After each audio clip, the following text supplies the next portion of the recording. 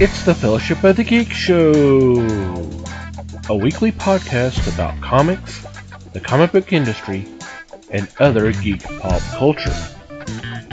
Music courtesy of Mandy the Martyr. And now, on with the show!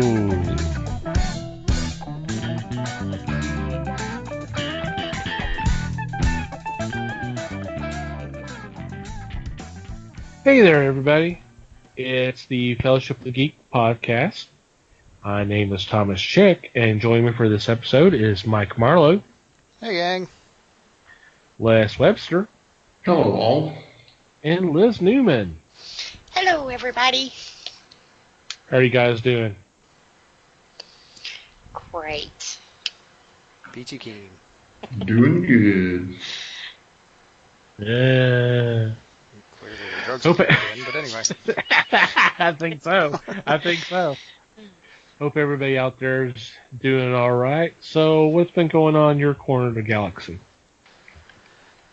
Well, this week I stumbled across something, and by stumbled across I mean I've been hearing it talked about on Twitter quite a bit, and it is something called Missouri Swagger.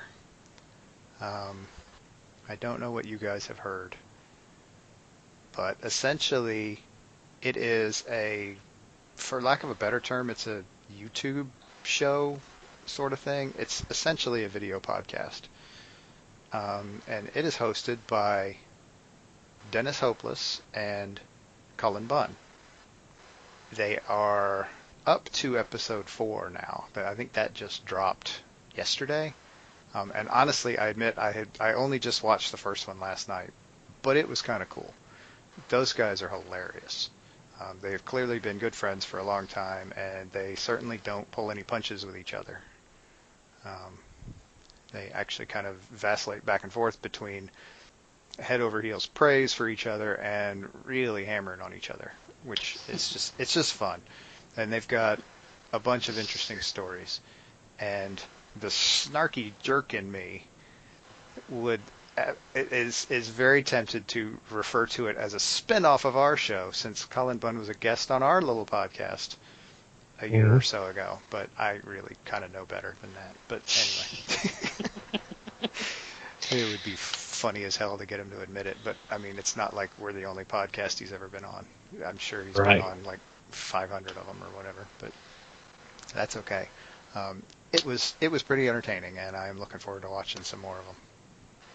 And I'll throw a link to the first episode in the notes, reminding future me to do that.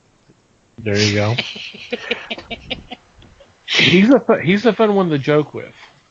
I know Sunday evening he was retweeting a lot of the sneak peek synopsis for Asgardians of the Galaxy #2, because the October solicits and all that's about to start hitting the internet here real soon, or by the time this drops it would have. And in the synopsis they were talking about, they mentioned that the group would not be real happy when they find out who's actually behind the destroyer armor. So I saw that, so I had to take advantage. So I kind of snip out that little bit of the synopsis and put it in quotations and at him. And I said, come on, man, I know who it is, but I'm still going to read it. And I posted a picture of Forbush Man. Who, for those who are not familiar with the guy, he's just a character from the 60s. It was just kind of a joke character. He has like a pot on his head and red long johns that are fuzzy with a F, and it has boots on with no shoelaces on it, so the tongue's flapped out and all that. Just Google Forbush Man and you'll see him. So I was doing it as a joke, and not only did he like it, he retweeted the comment. Nice. So he took it for what it was meant as, and that's awesome. So, yep, he's a cool one. Need to have him on again real soon. All right. Next. Next. Well, I hate to have nothing to report because I read a bunch of stuff. I just didn't like anything that I read. Wow. Yeah. Wow. Well, I've kind of been saying, well, I don't know if I want to slam the comic, but it was out of my comfort zone to begin with. And it was like, I need to start reading some more Marvel. I'm not a Marvel snob, but I come off it that way sometimes. So, I don't know. I'm just not liking it. And, when you sit down to read something and you're like, oh, I'm going to finally get a chance to sit down and read. And then you wind up putting it down like 3 or 4 different times before you even get to the end. It's like, yeah, maybe this isn't the comic books for me. So I went back to my graphics, and I'll have to go see my friendly comic book store guy for some more stuff to read. That's a thought. Yeah. Maybe make a few modifications to my pull list, I bet he can sell you all kinds of cool stuff. Oh, they usually do. There's some great new Marvel books out. Hey, how about that? I think that's the approach I'm going to have to take with Marvel. Maybe I need to start with, trades and find a group of them that I like and, So if you're out there gritting your teeth right now at me, throw me some titles. Give me something to read. Right, help her out. There you go. I'm wanting to like it. I really am, Yeah, send her some message on Twitter. It's Yep. Newman_L. Yep. I hear Immortal Hulk's pretty good. Yep. I only picked up one issue, and that's because Les told me that I might want to pick that issue up. Oh my God. That's half my collection, by the way. But I think it was when Bruce Banner died. So Okay. I have that one. Well, he's come back, so, he is immortal, so. He's back. Well, it was kind of like Wolverine. You just can't kill those kind of characters off, You get too big of a following for them, and, you can't do that for too long. I was surprised that Wolverine's been gone as long as he has. So.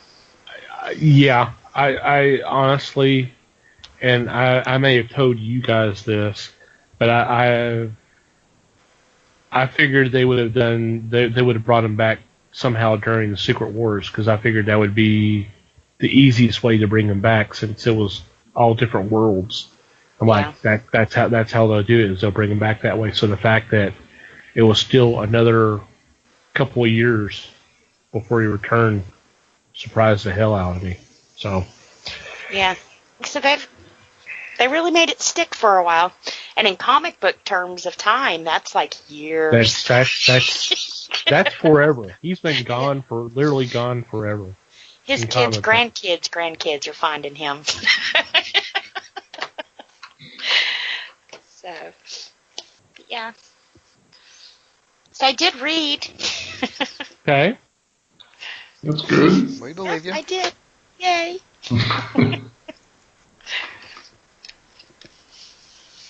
I ended up reading the Sitcomics.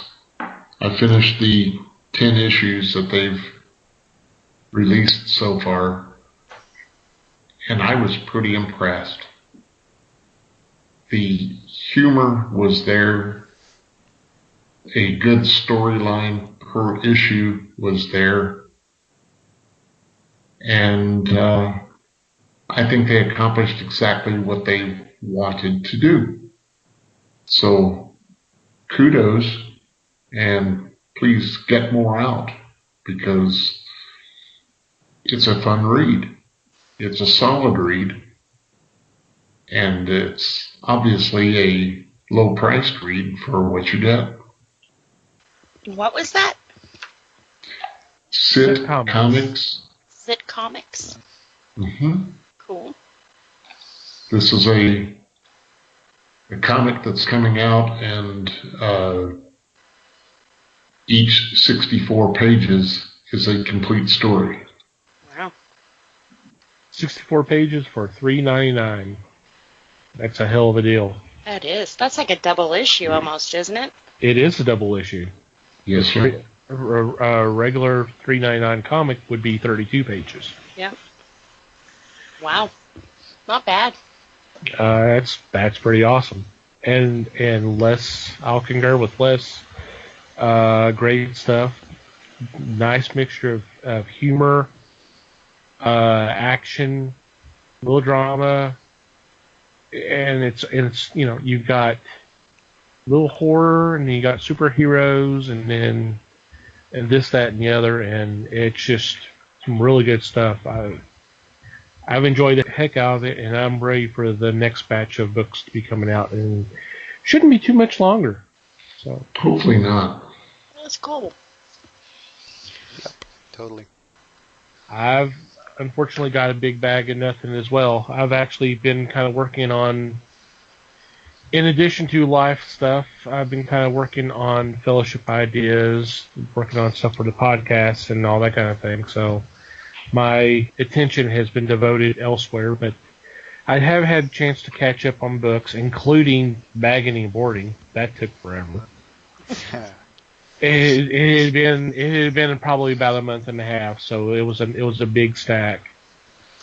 That's what I had kids for. Yeah, well, I don't. So. He does Cheap lots labor. too. Yep, as I say, I can hire him out if you'd like. I'm caught up now, so I mean, thank you for the offer, but it's a little late now. But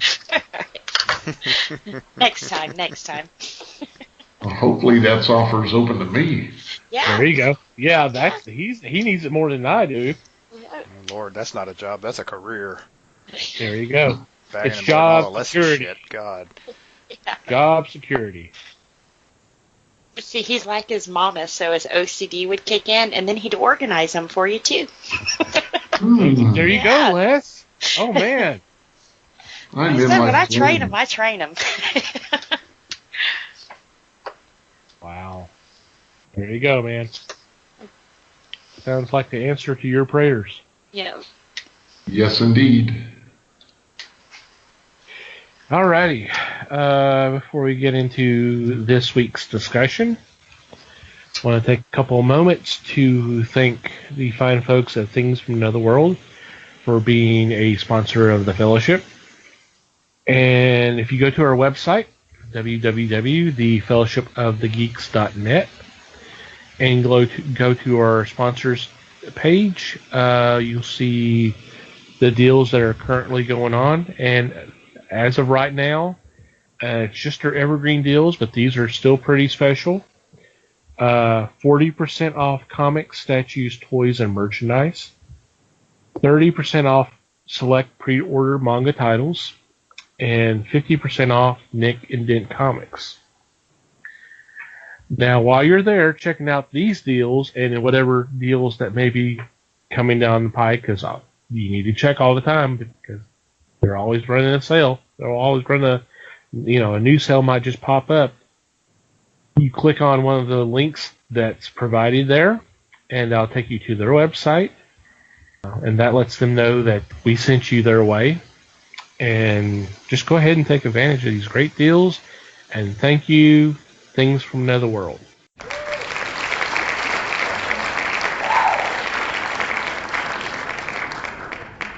Okay. It is that time again. Especially after last week's episode, we need a little lighter discussion. Yes, please. We want our puppies back.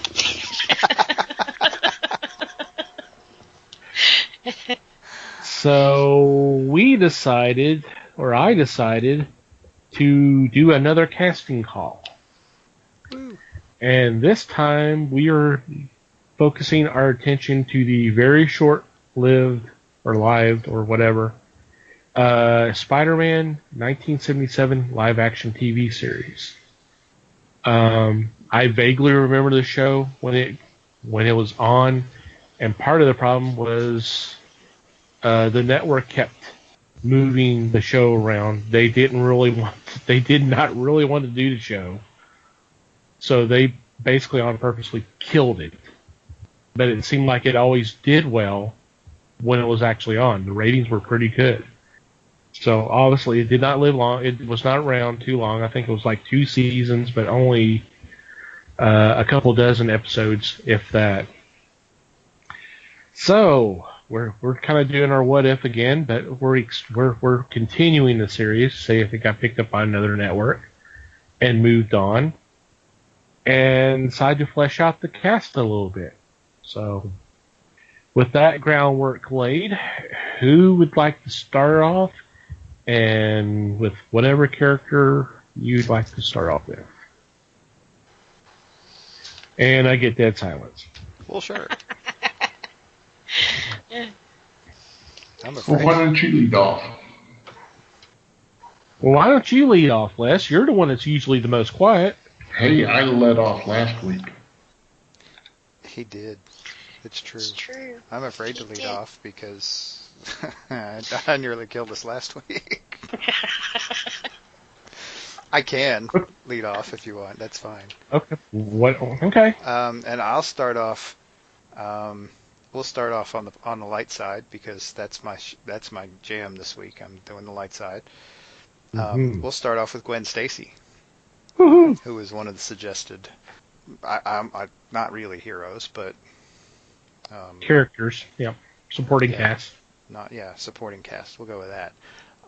And the person I landed on for this is a young woman named Diane Kay. Since we're setting this in 1977, roughly. Now, the name may not be familiar to very many people, but she was one of the daughters on 8 is Enough. Oh, yeah. She was I Nancy. do know the name. She was Nancy. Okay. Yeah, I knew the name sounded familiar, but I couldn't place it. But when you said 8 is Enough, because I loved that show back in the day. And that's another one they don't show anymore. Right. I wonder that I kind of wonder why on that one. I mean, it was popular enough. It ran for several years. Yeah, and it's not like other shows in the 70s. Or I mean, it was serious with some comedy to it, but they dealt with issues that, you know, it doesn't really date it all that much, other than the fact that Dad worked at a newspaper. Yeah, some of the digital channels that show those shows in that era, I mean, they don't care about stuff that's dated. True. They show it anyway. They don't care. True. Well, because there's a following, but I mean, who knows? It could be a rights issue, whatever. I don't know. Right. I'm sure there's a reason why nobody's showing it, but Yeah. I don't know what it is. But anyway, that would be my choice for Gwen Stacy. That's a good choice, definitely. I was looking at Gwen Stacy also, Okay. and I had 2 picks for it. Okay. One was Dawn Wells from Gilligan's Island, or Patricia Barnstable, who was later cast in a science fiction comedy called Cork. She and her sister, Sib Barnstable, played Betty. One was real, one was a clone. And I was thinking of them because of, well, obviously they were beautiful girls. And I think that would have been a decent fit. They could have even been cast as Black Cat, if need be. But those were the actresses I saw for actually those 2 parts. Okay. Cool. Neat. Yep. Well, do you want me to go next, Liz? Yeah, I went with Cheryl Ladd, actually. I was trying to find the pretty girl next door kind of type. Mm-hmm. And I landed on her. But I had also picked out Sissy Spacek, too. But I didn't know if she had the pretty. That sounded horrible. Ouch. Yeah, I didn't mean it like that. I agree a little, but ouch. Yeah. She's an amazing actress, Right. But, Mm-hmm. Exactly. so. Yeah, I almost would have pegged Cheryl Lett as being a little too pretty for that role, honestly. But, so, Yeah. I don't know. I don't know how much that matters either. But. True.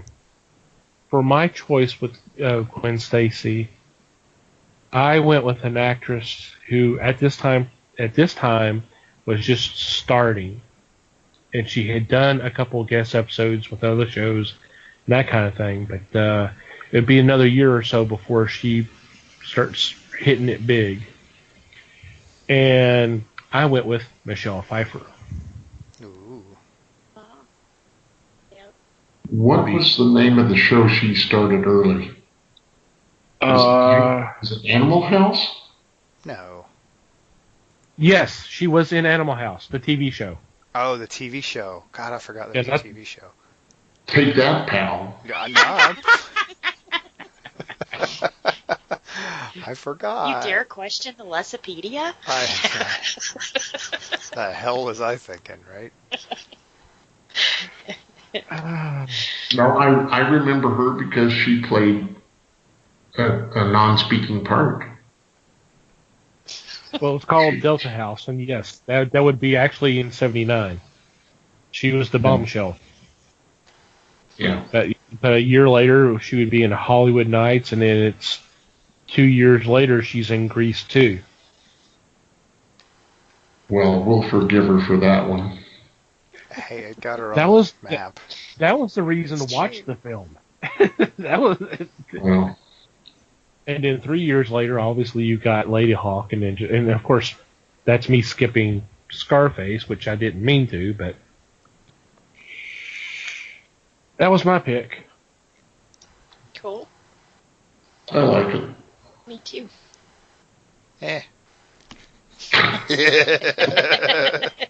Kidding.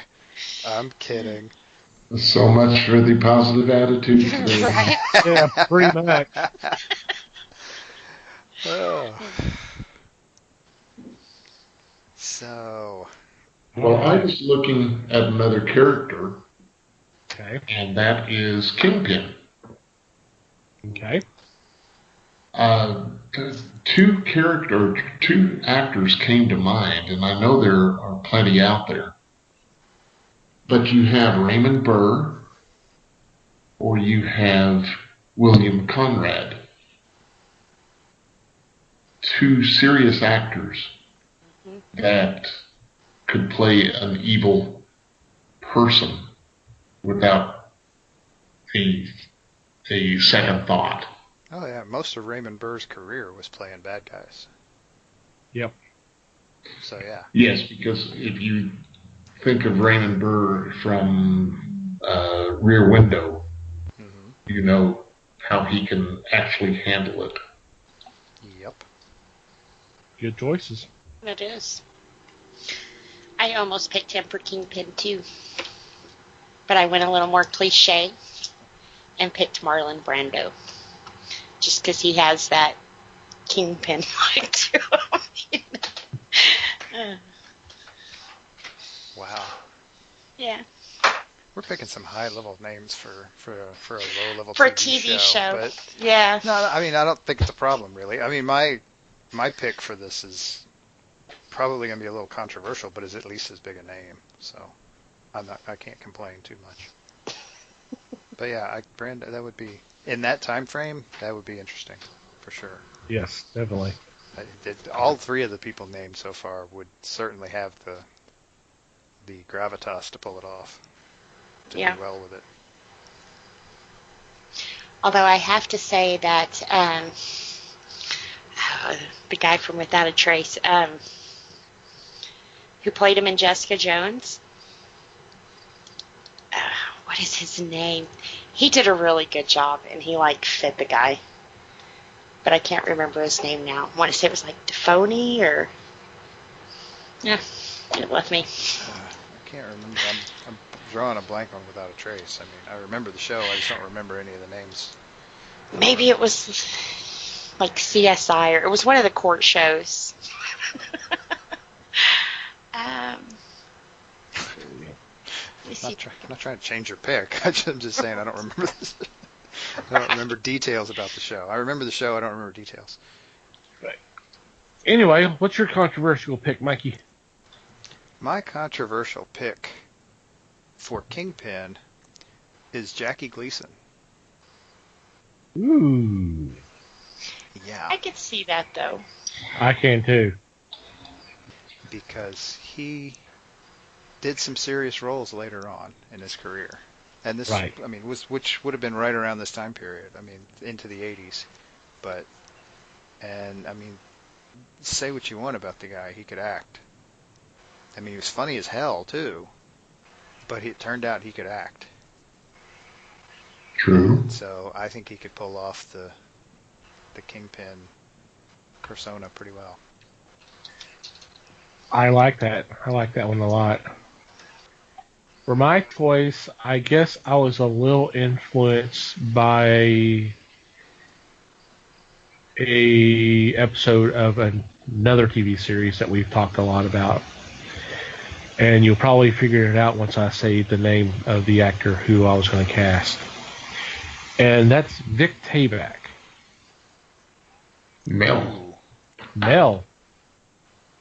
Yes, I mean, I know Alice was going on right around this time too, but you know, it's not like Kingpin was going to be on every episode. But yes, I was kind of influenced by the episode of Star Trek, but I could see him do it and do it as a dramatic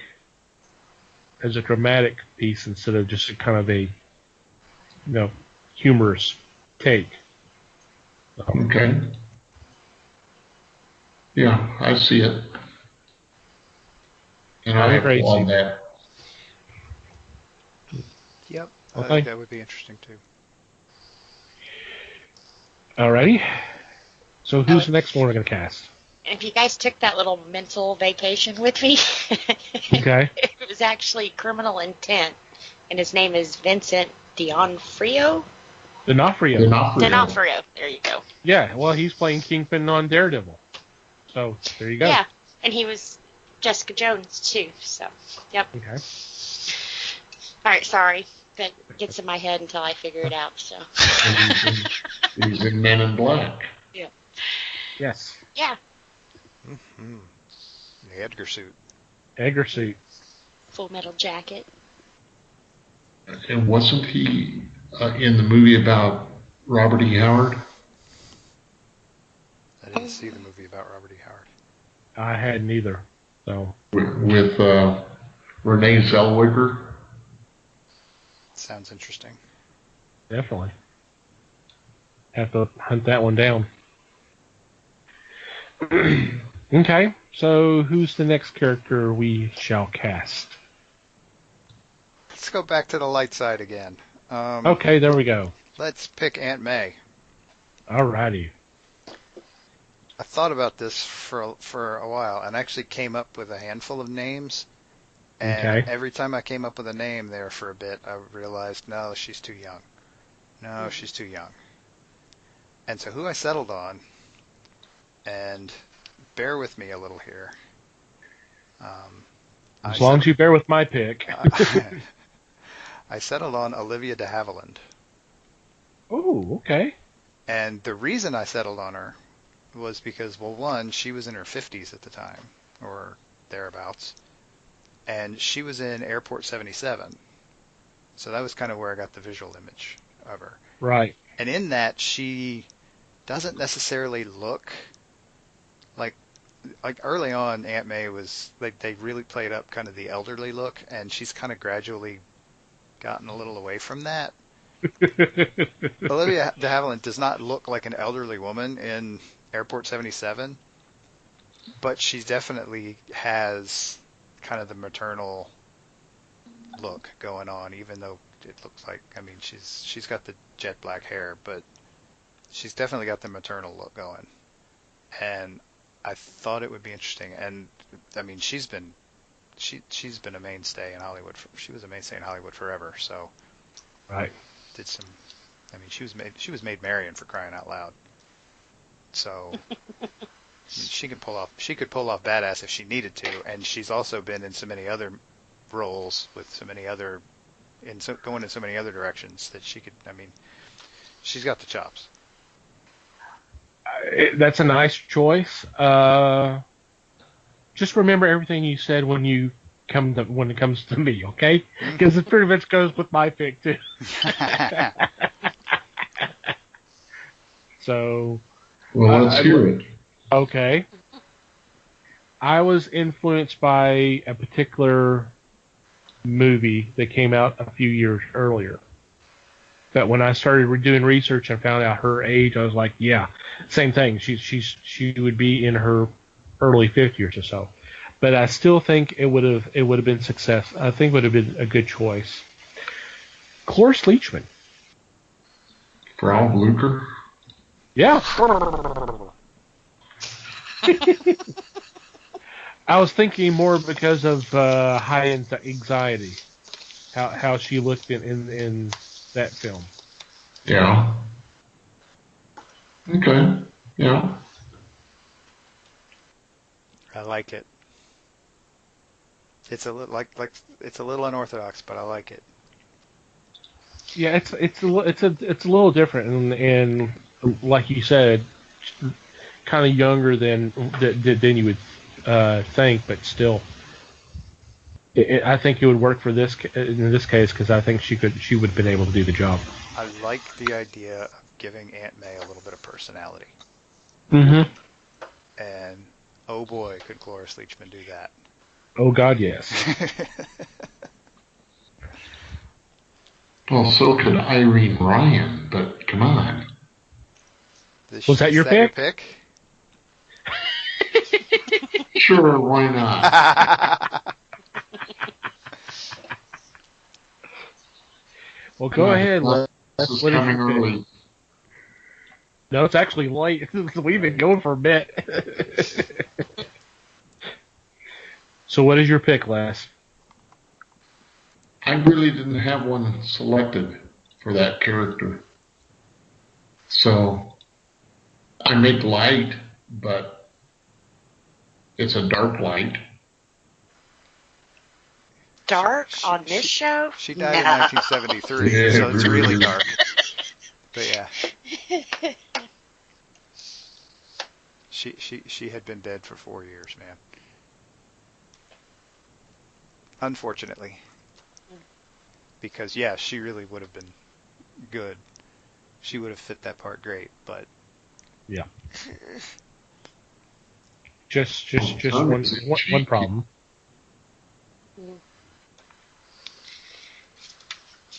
Okay, Liz?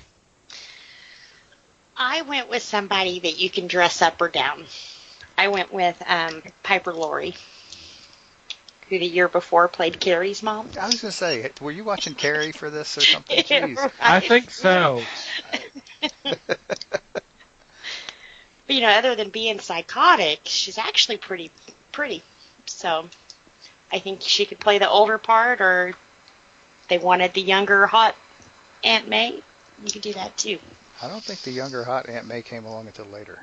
But right. But, that doesn't mean they couldn't try it. That doesn't mean they couldn't try it. Just to get more ratings, you know. Mm-hmm. And I had almost picked Lee Grant, but yeah, for the same reasons. You can dress her up or down. Interesting choices, definitely. Mm-hmm. Cool. Alrighty. Who's the next character we would like to cast? Or should I pick it and do my pick? Go ahead. Alrighty. I'm going with... Ooh, too many good choices here. Okay. I'm going to go with Chameleon. And The actor I picked, the reason why I did this is I'm a fan of his work, and honestly, he has a history of doing guest spots and wearing different makeup, being different people, even different aliens. If that's not a hint right there. I went with Mark Leonard. Sarek. One of the few actors who's ever been a Romulan, a Vulcan, a Klingon, and an ape. Because he was on the Planet of the Apes TV series too. He was the main bad guy. Cool. I like it. So it just seemed like he'd have a really good voice for it. Oh, definitely. Yes, he has a great voice, and just kind of a nod to what all the work he's done before. So that kind of thing. So. Yep.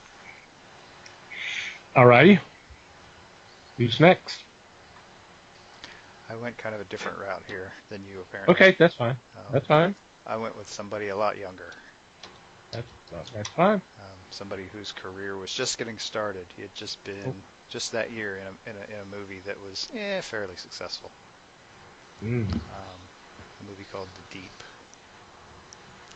I went with Nick Nolte. Okay. Bigger guy, kind of athletic looking. Right. Also a kind of distinctive voice. And at this stage, young enough that he could still be molded, which is exactly what you want in someone like Chameleon. So, and you would never have to look at his face either. That's the other great part. No offense to Nick Nolte. If you're listening, Nick, no offense, but you know. Too late. Uh-huh. I like that. That's a very interesting choice. I like that one a lot, and I agree with your reasoning. That's a great approach. Okay, how about you, Les? I'm going to kind of sit back and take these in and comment. I really don't have one here either, so. Okay, Liz. I didn't do good on the Chameleon because I just realized that I aged this guy up too much or down too much. No. See, the cool thing about Chameleon is it doesn't matter. Yeah, that's true. It doesn't matter. I picked Klaus Kaczynski.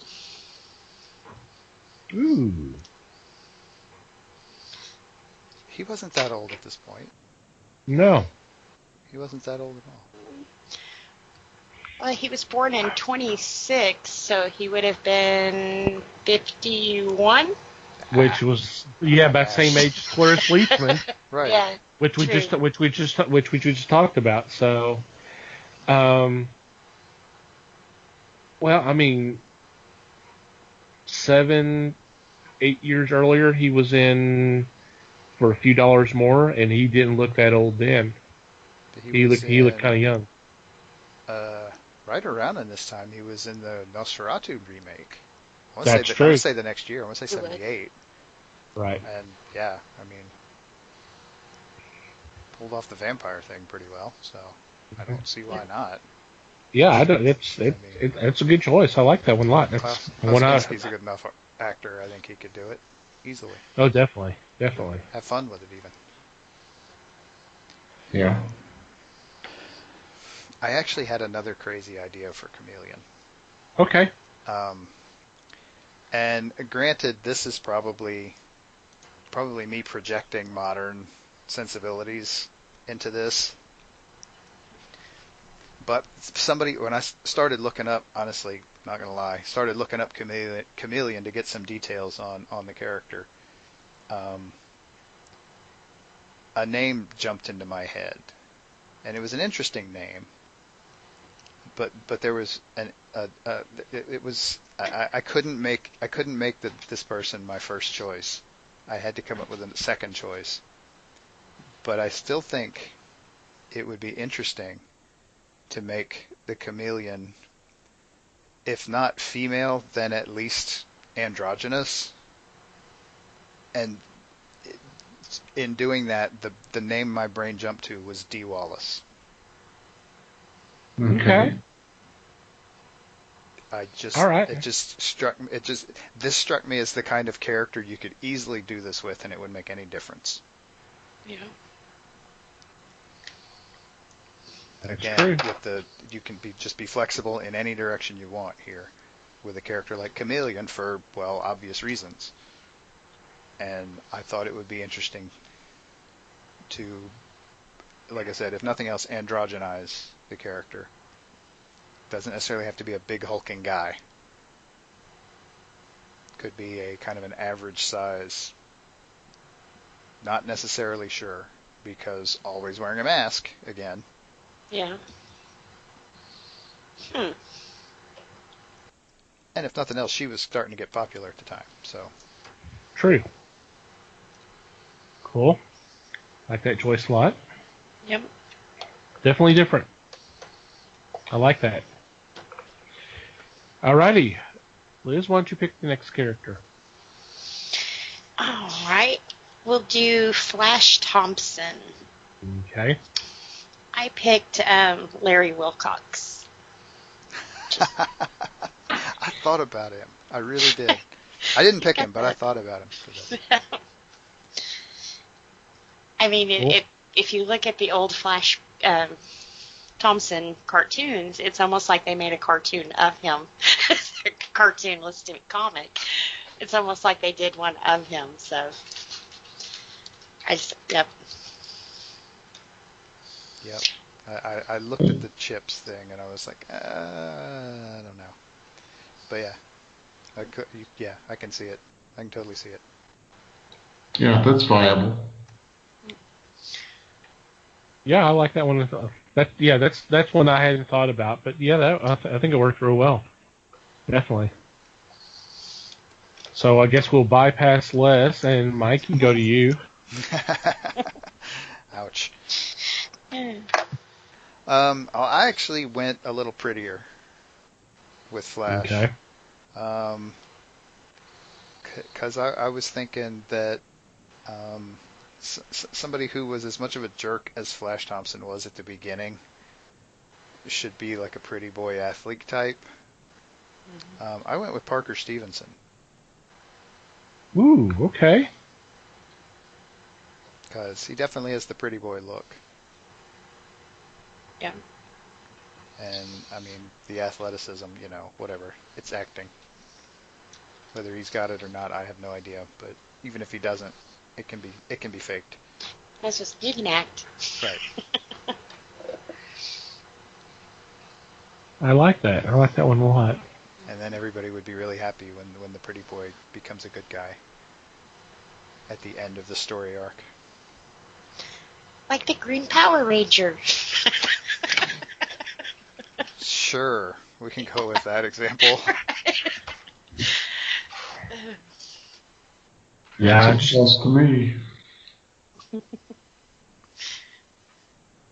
Well, Les, do you have a Flash? A Flash Thompson? Yes.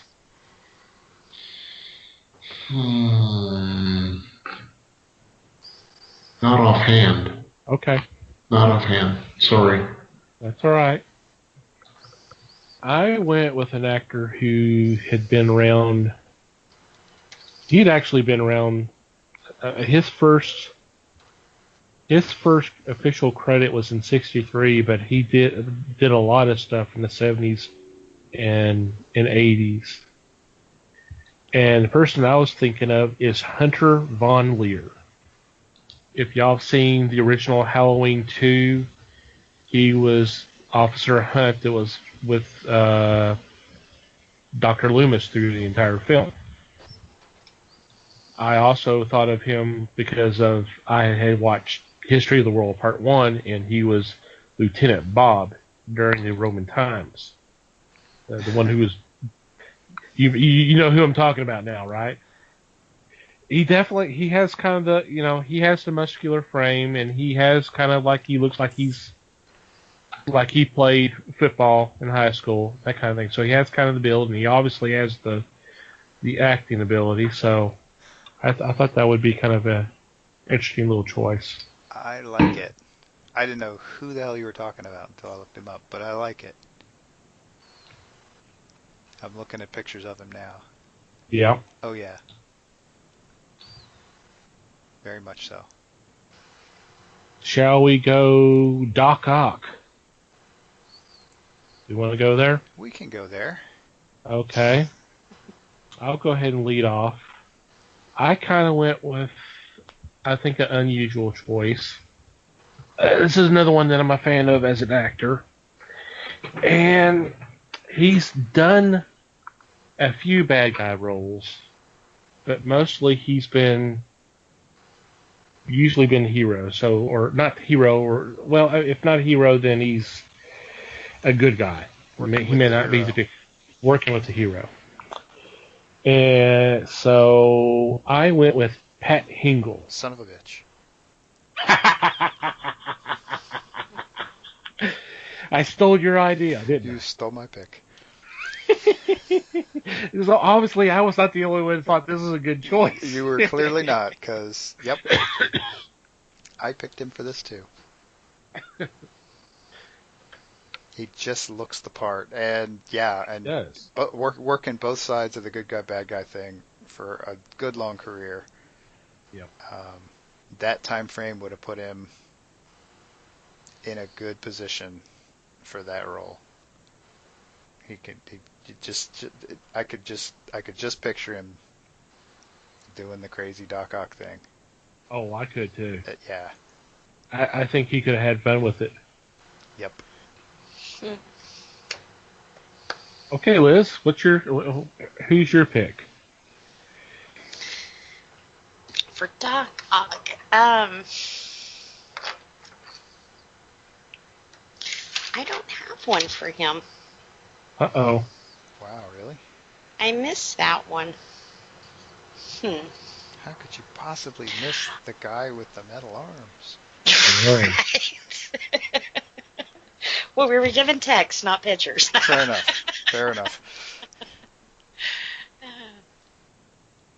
No. Okay.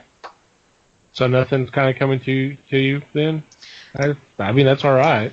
When I think of him and what I've seen, the doctor off Little House in the Prairie, I don't know what his name is, but he kind of had the face and the hair, but I don't know if his acting style would have pulled off Dr. Octopus, so. No, I don't have one for him. That's okay. Les? I'm thinking very hard. Okay.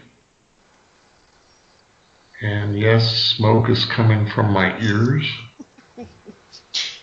You give that little hamster a rest. While Les is thinking, the name of the doctor from Little House was Kevin Hagen.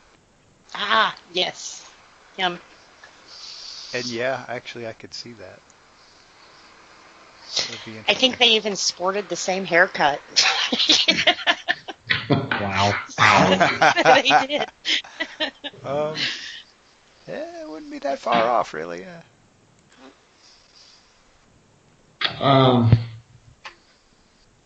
Wow. Not in depth on this one, but I'm going to go with.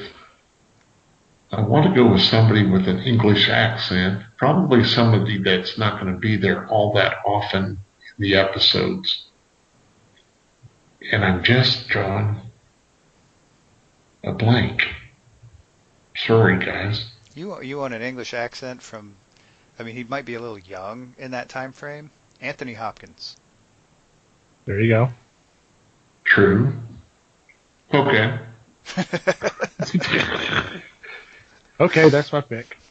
Well, but I was also thinking of the lizard And I was thinking more of the star of Psycho, Anthony Perkins. Anthony Perkins, because the doctor in the comics was very unassuming, but then could turn on the rage, and that's what Perkins did in Fear Strikes Out, that baseball movie. I've really got to track this movie down because you brought it up so many times. Yeah, that was based on a real baseball player. I want to say Jimmy Pearsall, but yeah. You are only piquing my interest more in that movie. I'm telling you, I'm gonna find it. But yeah, I agree. For Lizard, oh yeah, I think Anthony Perkins would be awesome in that role. To me, you're just looking at a man that's a scientist, and all of a sudden he discovers something, and it causes rage within him. Kind of what Perkins did with his mother and such in Psycho. Yep, that whatever lies bubbling beneath the surface thing. Cool. Yeah, definitely. I like it. All right, so one more casting decision, and who'd like to lead off with the Green Goblin? I'll go. Okay. And my choice for Green Goblin might be a little obscure, but he's one of those guys that you hear the name and you're like, you know, that whole, oh yeah, that guy reaction. Once you see his picture, you'll know exactly what I'm talking about. The guy's name is Robert Walden, and he was like kind of the sidekick type guy in Lou Grant. Oh, yeah, definitely. Yeah, that guy. Yeah, that's another one I like. He's been in plenty of other stuff too, and I mean, he could act. He was a solid actor, and he's in that time frame would be kind of. This was another one of those that I was dangerously close to picking somebody too young for this role, but I think this guy's just old enough to pull it off. And if nothing else, you could fix that a little bit. He's not so far off that you couldn't fix it pretty easily in makeup, but yeah, and he's kind of it just. I think I think he just kind of looks the part. I like it. Was he the young reporter along with the girl, or was he I want to say the older guy, the dark hair? He was also in All the President's Men. That helps. I can't remember who he played. I'll have to look it up. That's okay, because I'll wake up 3 a.m. and remember. Yeah, go, oh yeah, that guy. Oh yeah, him. He's actually still around. Mm-hmm. He was on Brothers. Yes. Which was... That's true. One of Showtime's first, TV show attempts. Yep. That's true. I forgot about that until you said it. He was in Capricorn 1. Oh, I hadn't watched that in forever. He was Donald Segretti in All the President's Men, if that helps. Okay. Yeah, again, look him up. Once you see his face, you'll be like, oh yeah.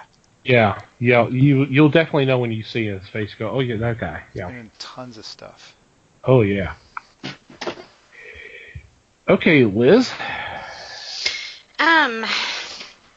Well, first I was thinking skinny and annoying, so I almost picked Don Most. So that would have been interesting, though. Right. You would get like a sort of an early Michael Keaton sort of thing going on there. Yeah. That would be cool. I didn't know if he would be too young, though. So I went with Fred Grandy, another skinny, annoying dude from Love Boat. He was Gopher. Gopher. Gopher. Senator. Yeah, Senator Brandy. He's a senator? Yeah. I think he still is, isn't he? That I don't know, but I know he became one. Yeah, I know he became one. I'm not sure if he's still in office or not. Those are interesting choices, definitely. Les, do you have one? No, Okay. I don't. Okay. I kind of went a little safe with my pick, but it's Green Goblin, so you really want the bad guy, but can pull off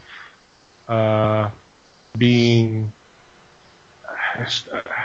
stoic, I guess is the word you want to say. And I just actually thought of someone else that could be done too, and I'll mention him here in a minute. But my pick was Richard Lynch, Mr. Bad Guy for TV in any show. Richard Lynch. Yes. Think about any TV show, especially the 70s and 80s, and if it was a bad guy, it was probably him. Oh, that guy. Yeah, see, here we go with this again. That guy. Yeah, no, yeah, I like this. I like it. Yeah. Because he wasn't, don't think of him as the bad guy. He was always the crazy guy. True. That's the other thing. He was a little crazy. Yeah. Yeah, I like it. That's way better than my pick. I was trying to remember what he was doing around that time frame. It looks like, yeah, he was just doing the little TV spots. Mm-hmm. Yeah. But that's pretty much what he would be doing here anyway. It looks like the year before he was doing a movie called God Told Me to Kill. So, yeah, there's that. Another one that just dawned on me as we were talking about this, although doing research on the fly, he was not here in America at the time, but I still love the idea of possibly, because he could. We've seen him do this, and he could be crazy, and he could be the gentleman and the businessman and all this. Although this is kind of early in his career. Rutger Hauer. Yeah. Talk about another guy who got pigeonholed in the crazy roles. Yep. But anyway. Yeah. He played a good crazy, though. He did it well. So. How about a little obscure with an Academy Award winner, Kevin Kline?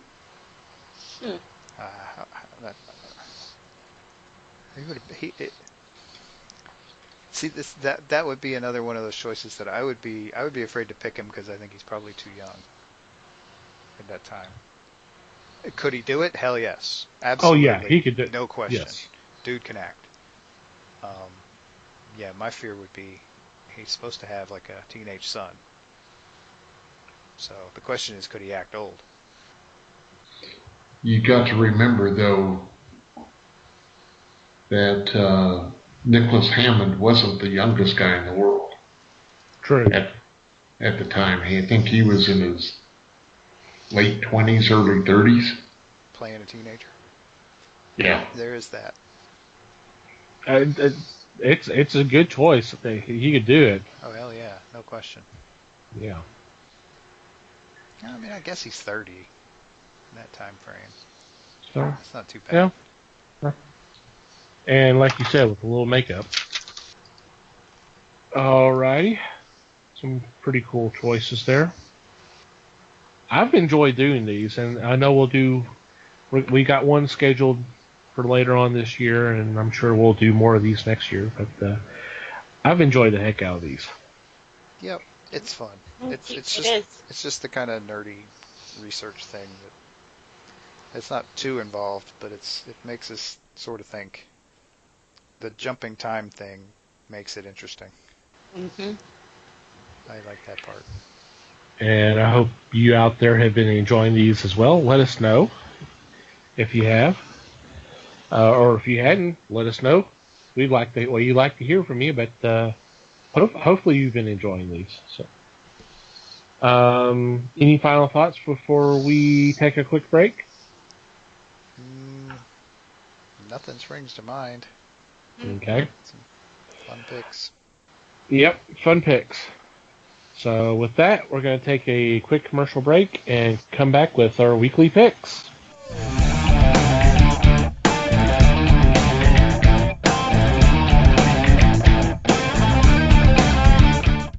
And we're back. It's time for our weekly picks, and this week I lead off. So for my first choice, I got to go with the obvious one, and it's the Return of the Fantastic Four.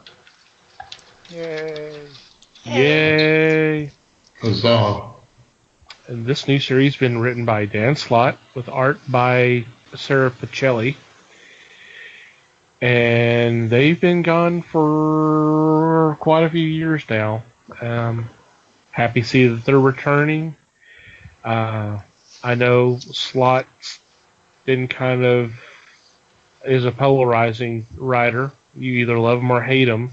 From what I've seen, I've kind of digged what he's done. So I'm definitely curious to see what he's going to do with these guys, and it's just so great to see them back.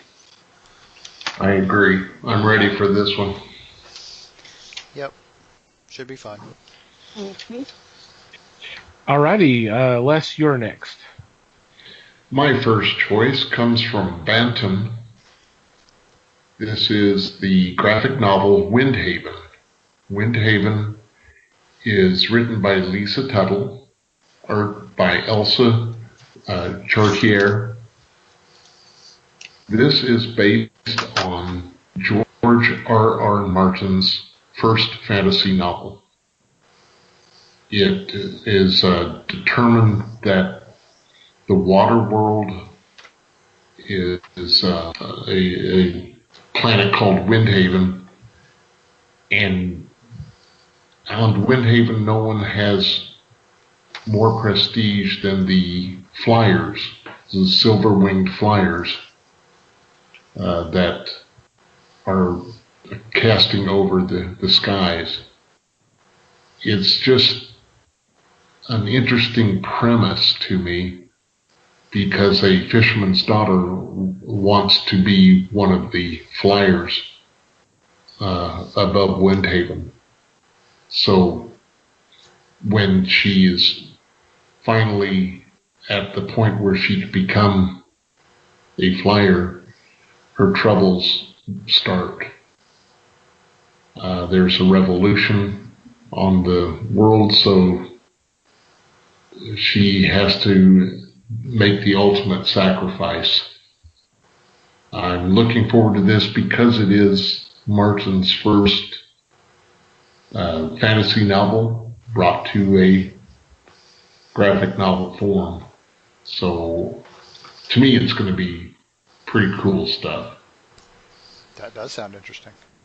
Yep, I agree. Alrighty, Liz, you're next. All right, for my first pick, it's a new ongoing series by Matt Kent and Tyler Jenkins. It's about a elite branch of the Boy Scouts. Yeah, they're called the Black Badges. It kind of sounds like they're the Suicide Squad of the Boy Scouts, which sounds really neat in just that alone. But they're tasked to find a kid who's been missing for years. He was part of the Black Badges, and they think he's dead. So they're going to try and find him. But what really caught my attention on this is they say it's a haunting look at a foreign policy, culture wars, and isolationism. I can't even say it. Isolationism? There you go. through the lens of kids who know they must fix the worlds the adults have broken.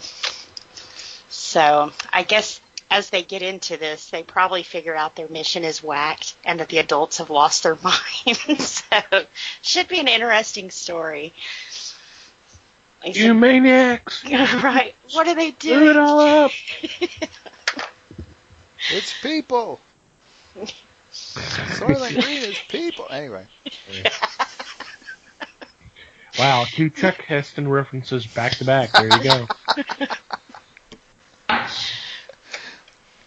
It does sound interesting. Yeah, definitely want to check that one out. Yeah. Yep. I almost picked that one too, but anyway. Came close. Pretty good week. Yep. Yeah. Pretty good week of stuff. Yep. Alrighty, Mike. Okie dokie. My first pick is an image book, and we are finally getting to the end of the story arc of Maestros. This is issue number 7. It has kind of been a long time coming. I am not even sure how long ago 6 came out. It has been 2 or 3 months at least. But this has been a very interesting, fun little fantasy story with a good bit of comedy in it, but also a lot of like earth-shattering doom and gloom type stuff. Of course. Yeah, absolutely. Got to have that sort of thing. Wouldn't be any fun otherwise. But yeah, it's been a really cool, really fun fantasy story. I am curious to see how we wrap things up with the new Maestro and how he handles the problems he's been having to handle, which it's been one of those things where he's been just kind of giving the appearance of being in way over his head most of the time. So it will be fun to see if he pulls it all together or how it all goes. But it's a fun one. Art's really cool too. Yep, I agree. I like the sound.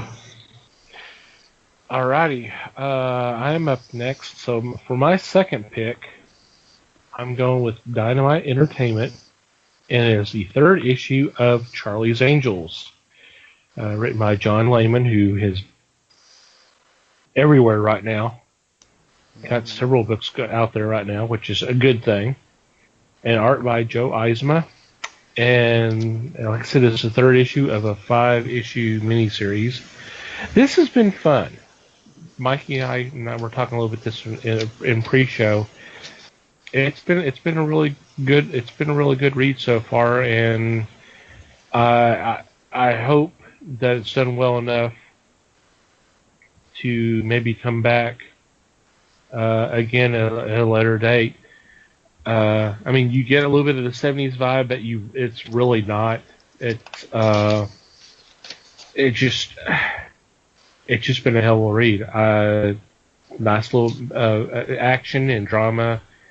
I had just read the 2nd issue just a few days back, and I was like, okay, I see where they're going, and it's going to be pretty cool. I'd like to see how they're going to get this resolved. So it's not too late to get on this if something y'all want to check out. Yep, it's another one of those. Dynamite has been kind of rebooting some old properties. Mm-hmm. And this is one that, I mean, ordinarily I wouldn't have even looked at it, but I just wasn't really my thing. I was a little young for Charlie's Angels when it was actually on TV. But yeah, the first issue was really surprisingly good. It was good. Not necessarily that I was surprised that it was good, but there were some cool surprises in it. Mm. And so yeah, it's a fun one. That may be one for me to take a look at. I'd recommend it. That's Plus what we're the doing beautiful, yep. Plus the beautiful Joe Eisma art. So there you go. Here. Yep. Les, you're next. My second choice is something that I want to thank everyone on the panel tonight because they're letting me talk about this. From Image Comics comes Hey Kids Comics, #1. This is a mature audience magazine. It is written by Howard Chaykin, one of my favorite artists, one of the people I love to go and see at a convention, just sit and listen to him talk. That's essentially what this book is about. It's going to have stories about the artists and the writers and the whole comic book racket. And as it says, some of it really happened, and the names have been changed to protect the innocent and guilty. Although in the end, everyone was guilty of something. So this is a tell-all, and I'm ready to take this in and devour it just overnight, I'm sure. Or as fast as they'll let you get your grubby little hands on it anyway. Hear, hear. Yep, I think this would be a fun one. Does sound fun. I do find it funny when you're talking about it. You say it's called Hey Kids Comics, and you talk about it being a book not for kids. Yeah. He said it right up front, just in case. Exactly. Right, perfect. Oh, especially since it's Chaykin. I understand that, but it's just the kind of the irony of it. Yeah, it's a Or maybe fun not title. irony, but yeah. It's a fun title for sure. Alrighty, Liz, you're next. All right. My second one is from Aftershock Comics. It's another new one. It's called Hot Lunch Special. This will follow a Lebanese family who came to America for the classic dream, and they become the most successful vending machine sandwich makers. But then it comes to find out they got a lot of their money from the mob, and the mob wants their money back. So this will kind of bring the family back together and see how they get out of this. So their question is blood thicker than sandwiches? I think that Depends depends on on what the kind of sandwich bread is. you use. Right. There you go. Oh gosh. I've had my eye open for this one, so I think it's going to be a fun read. It does sound fun. Imagine Because that. it sounds like the family doesn't quite get along as well as they should, like most families. Imagine that. Less going for a crime book. Right. Shocking. Shocking. Positively shocking. But yeah, it does sound interesting. Of course, I like the crime books too, but Alrighty, Mike, you're next. Alrighty, my second pick is a Valiant title. It is Bloodshot Salvation. This is number 12, and I believe this is the end of this run. Jeff Lemire has been killing it with this one. And it is also very pretty. Doug Braithwaite has also been doing a bang-up job. And this should, like I said, this should end this particular run. I'm sure they will move on with something else Bloodshot as we go. But yeah, I mean, in this story, Bloodshot has had a daughter. Not his girlfriend has had a daughter, not him. That would be weird. It'd be like a whole story in itself. Well, this is Bloodshot. You never know what the nanites are going to do. It could get crazy. But Exactly. he has lost said daughter. He has traveled into the dead side to get said daughter back, and we have discovered that said daughter. I shouldn't be spoiling things at this point. Like I said, this is issue 12. Said daughter also has the Bloodshot nanites in her. So it's just been a lot. There's just been a lot of fun stuff going on in this. That they have run with some cool concepts in this story, and I have enjoyed the hell out of it. And I'm a little sad to see it end, but I know damn well that Bloodshot's not going away anytime soon. Yep. But yeah, this would be a fun one to wrap up this series with. Very cool. And our honorable mention this week. Our honorable mention this week is a Marvel title. I know, coming from me, right? But I am particularly interested in the Spider-Man Annual #1, which is coming out this week, for a couple of different reasons. Not the least of which is this is actually a Miles Morales book, so we get some Miles. That'll be fun. It will be cool to see what they do with him. And it will be cool to see what this particular creative team, or at least the artist and writer, do with him, because the artist and writer are Brian Hill and Nelson Blake II. I actually did that backwards, but okay. Writer and artist. Brian Hill's star is definitely on the rise. He is doing an amazing run on Detective Comics right now. This is after wrapping up Postal. There are already rumblings of a new Postal series, possibly coming next year, that he will be involved with. And he's a busy guy. And these two guys, Brian Hill and Nelson Blake, are the ones who gave us Romulus last year, which was an Image title, I believe. And that was a really good book.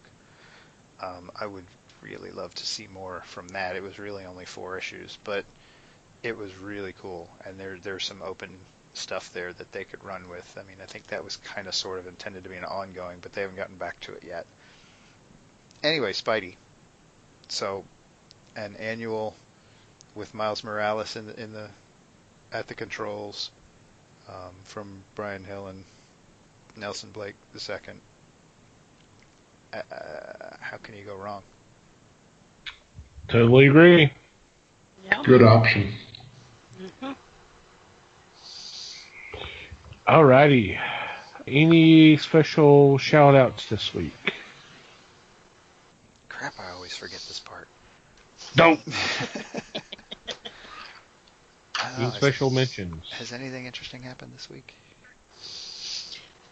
I got my nerd buddy back. Yay. Well, his daughter anyways, but, you know, it works. Alrighty. Anything else?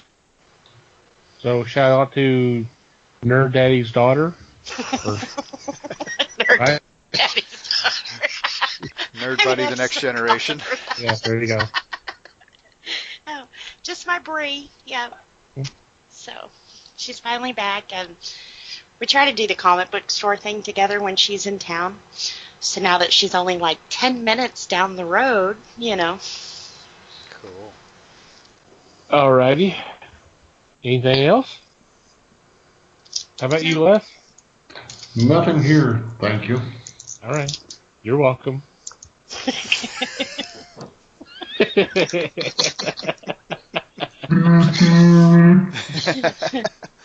Oh, we've graduated to boats now, have we? Sure, why not? All right, with that, we do a regular shout-out then.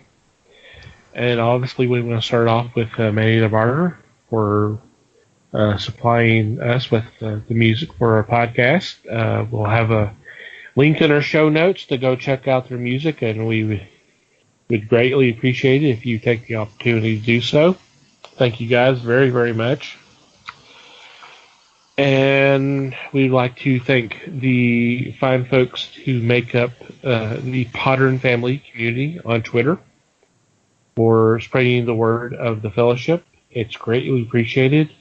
You guys should go check them out. What you can do is go to Twitter, do a search, hashtag Potter family, one word, and just scroll down and check out some shows. If something catches your eye, download that episode and check it out. And who knows, you may have another show that you want to listen to all the time. Thank you guys for your support. And finally, you, dear listener, thank you for downloading and listening to today's episode. We always appreciate your support. We value your feedback. We would love to hear from y'all. Comment, suggestion, complaint, observation, question, whatever. Please send it our way, and we will respond best way we can. There are several ways you can contact us. Email at thefellowshipofthegeeks.net. You want to contact us that way. Or you can go to the website and contact us through the contact page, which is on our About Us page. There's a little form there you can fill out. Please follow us on social media, Facebook, the Fellowship of the Geeks, and obviously we're on Twitter at Fellowship Geeks. And feel free to follow our individual accounts if you'd like. Mike can be found at Mikey Geek. And as we mentioned earlier, Liz can be found at Newman_L, and definitely give her those Marvel suggestions, and we'll see if we can get her to start reading some Marvel. And I can be found at Tom TC Geek. And wherever you download or check out our shows, whether it's through iTunes, Google Play, Stitcher, YouTube, iHeartRadio, or Spotify, if you could please rate and review us, that would be greatly appreciated. Thank you very much. Any final thoughts before we say goodbye? Just thanks, everybody. Thank you. Appreciate you folks listening. Thanks. Thank you once again for listening. We do appreciate your support as always. Hope you all have a good week. And until next time, read more comics and support your local stores.